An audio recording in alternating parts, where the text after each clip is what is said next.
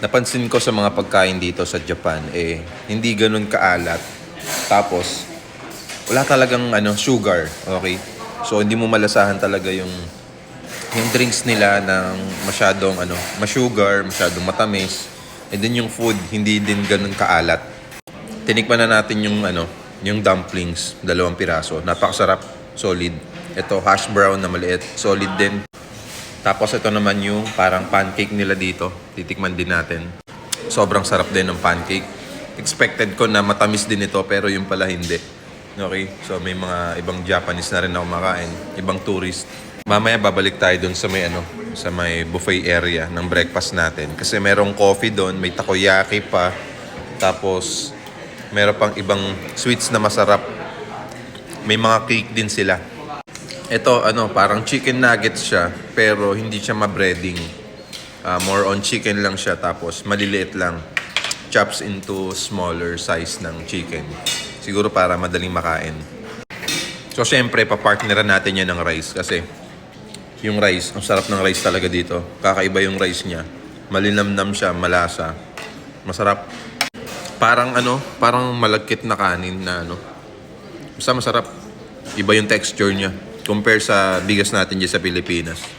Next natin natitikman is itong isda. Okay, so hindi naman siya ganun kalansa. Titikman natin.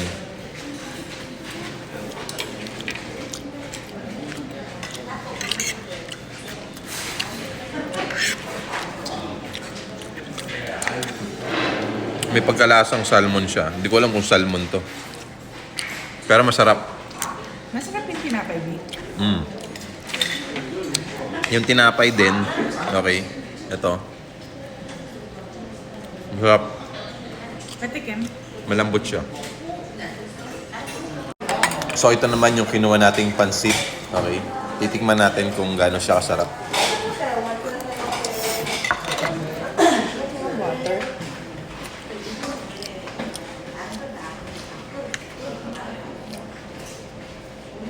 Siya, para siyang yakisoba canton. Sobrang sarap nito. Medyo may pagka-spicy siya. Tapos yung texture niya, parang yakisoba pansit canton.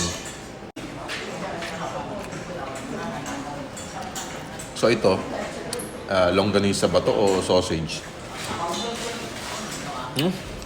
Sarap.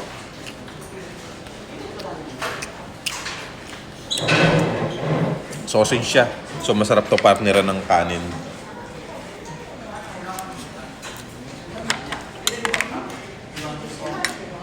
Kung naghahanap pala kayo ng affordable rent-own condo for only 10,000 to 25,000 cash out only.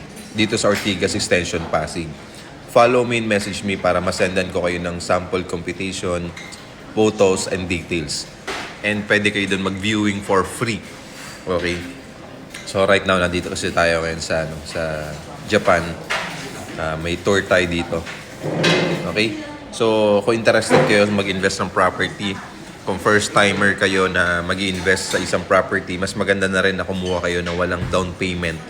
Kasi may promo pa tayo. 10,000 to 25,000 lang talaga yung lalabas nyo. Lifetime ownership pa. So follow me and message me for more.